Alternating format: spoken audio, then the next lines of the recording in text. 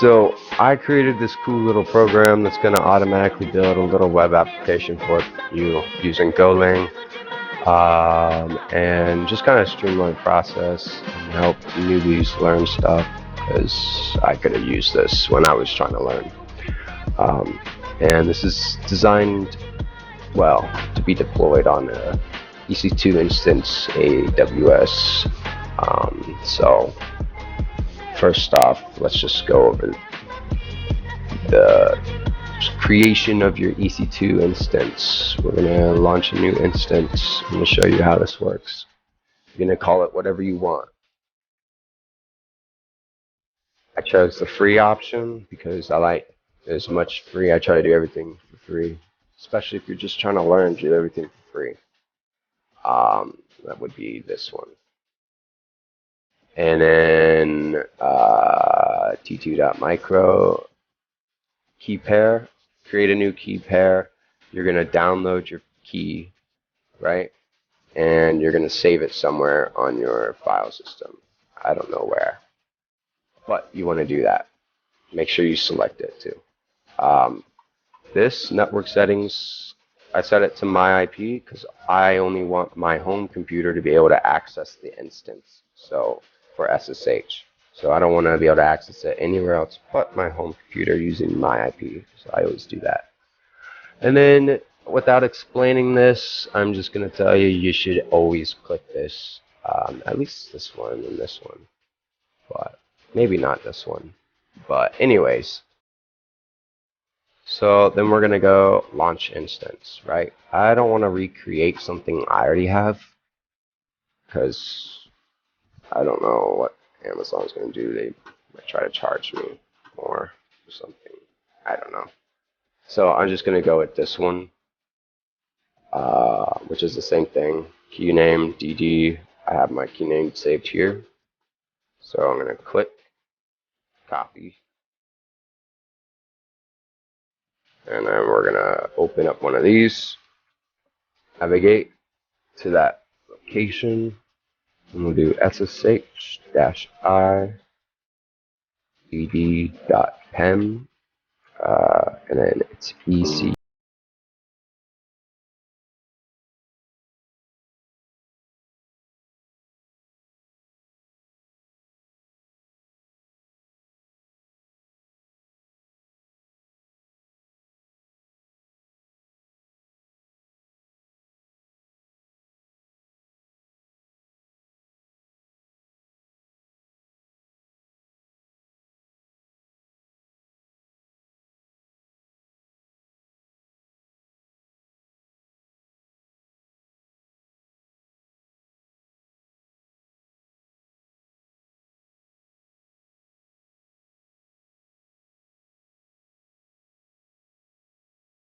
Let's stop this.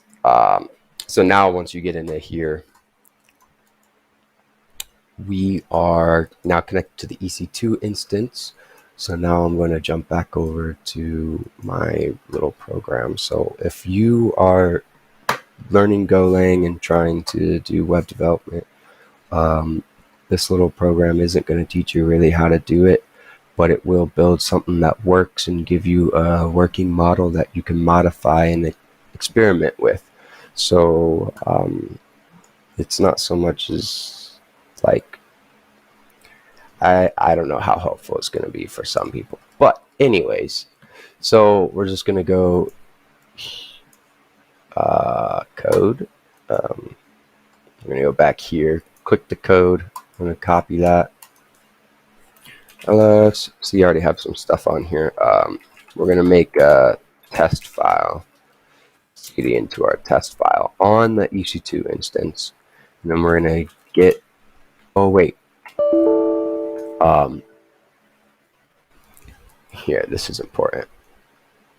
Before I get ahead of myself, there's updating and installing. When you open up a new EC2 instance, you're going to have to do all of this: sudo yum update, sudo yum install Golang, install the Docker. You're going to do, you don't need to do this. Not the last one right there, but this one you're going to, then you have to start it all up, enable it, enable. Like I said, you don't need to worry about that. And then for Docker, you'll have to start the Docker container as well.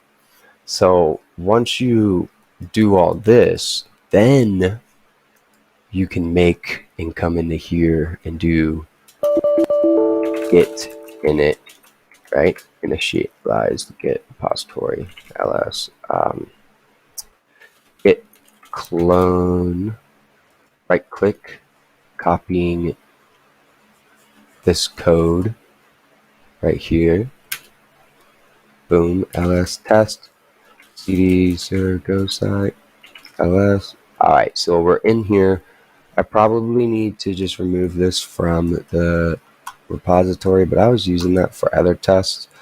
But for you guys, you don't need it, so we'll just go sudo rm dash recursively, and so we're going to recursively remove Docker file, so everything, its contents, and the directory itself. And so, boom, there we go. Rm. You also don't need v2. I don't know why I had that in there. And so now we'll do go run, and enter the number of HTML templates you want. So we're going to do 3, and it looks like it created some templates. All right, it created everything right here. And so you can go in and for yourself, like vim app created a little home, page 1, and page 2. That's 3 templates: index, page 1, and page 2. Also added the routes for page 1, page 2, and home, listening, and start. So within each page, you can customize and edit however you want, and you can see how it built everything. It's pretty low level, pretty simple, very simple. Static templates. Oh, what am I doing? Don't worry about that. So we'll see again in page 1. So here we have this cool little dot as well. So this dot is taking information read in from the application. So we'll actually do, we'll go back to the application, vim app, and if you notice on execution we have W and page 1. So this is what's getting inputted in for that dot. Now, as this isn't a Golang 101 course, but you can play around with what you want and test things out. So, and that was the idea, to just make it quick, simple, and easy. Now, the final step after you do all this is to go here, okay, sudo docker build, right? We'll do the test. It's going to build everything.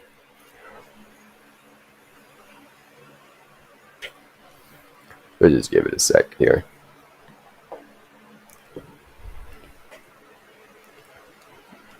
Maybe need more music. I don't know. I like the music. Sahara.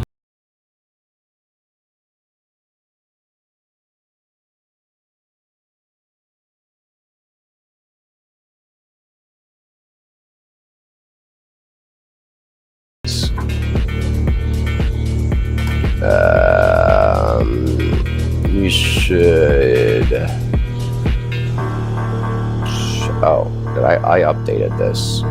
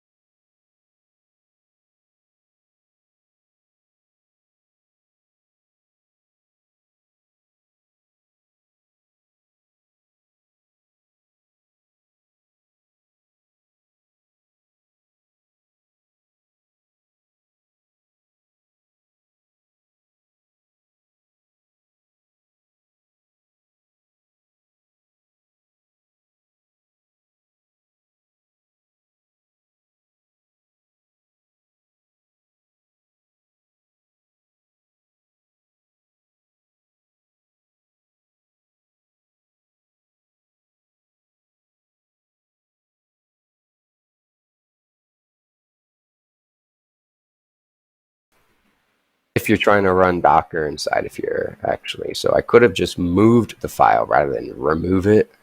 Should have done that. But anyways, now, without further ado, we run it. Successful. I don't remember what. 8080. All right. Okay, I get it. Why are you yelling at me so much? Cool. So built the Docker container, and now we're gonna do sudo docker run -b for detached -p for ports, our AWS port. We're gonna do 8080. And I will show you something actually before we do that. So we're going to go into here, security. I'm going to go to click this inbound rules, edit inbound rules. And what you want to do is I have 8080 here added. So I'll just delete that and then delete that, right? And then I'll re-add it for you guys. Custom TCP 80. Come here, click the 000, add it again, 8080. We'll click this, right? Save that rule. All right, now that it's been saved, we could come in here and finish this command up, sudo docker 8080, and it was connected to 8080, and where the Golang app is running on 8080. And we'll do -it -rm. So we're doing this. We'll remove the name of my Golang app container if it ever gets stopped. And so we'll do my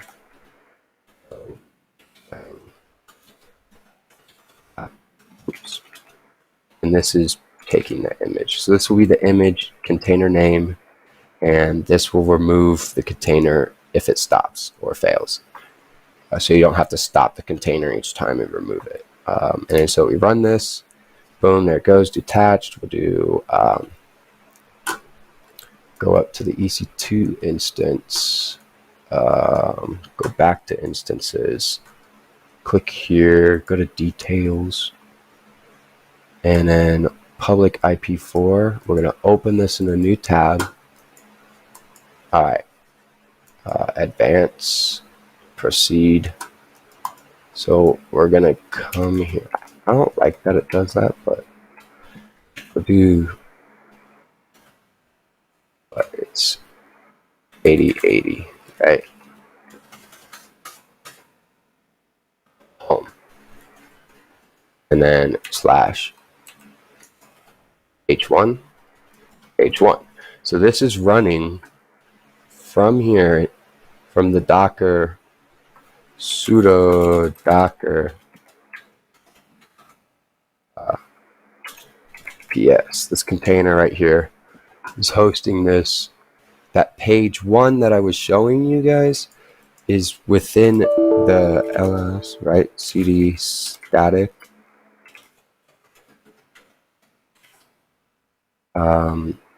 Vim page 1, right? This little dot here is taking the information read in and posting it here. This is that little dot, but it's taking the information. I'll show you guys real quick. See app. Oh my, is there more than one? Really? Oh, Vim app. Gosh, it's so loud. Anyways, so right here you see it says page 2, page 1. This is what's being read in. So as we go up, we could see home, and we'll go page 2. And so you can modify and edit these pages and stuff however you see fit, but you will have to take down the Docker container and relaunch it, like straight up remove the container, meaning you will have to, I will show you how to do that. If you want to change all this and relaunch it, sudo docker dash or ps, right? All you have to do is just do sudo docker stop copy. It stops, it will stop the container, and because I added that --rm, it will remove the container automatically, but you still have your original image, which you will need to go in and remove, because, oops, here we go. Actually, I don't think you have to remove the image, but if you need to remove the image, and if it's not updating, I suggest, like, if you edit your code and do everything, relaunch, and it's still not updating, I suggest removing the image. Docker, because you can add code in here which will recompile and re-update stuff, so that way you never have to do anything but just restart your containers. But that's more high level. But we'll do sudo docker images. So you still have the image, so you can relaunch using this bottom command, because we already have the image still. But you could just do sudo docker image remove. Remove. Oops. And boom, it's gone. So, and then you could just change your code, redo these lines down here, and relaunch, and you're good. So yeah, it's pretty quick, pretty easy, pretty simple. Everything's laid out for you. You could even read into the primary program itself, see how I did it. It's pretty simple. I just wrote everything. So yeah, I hope this helps someone somehow along their journey.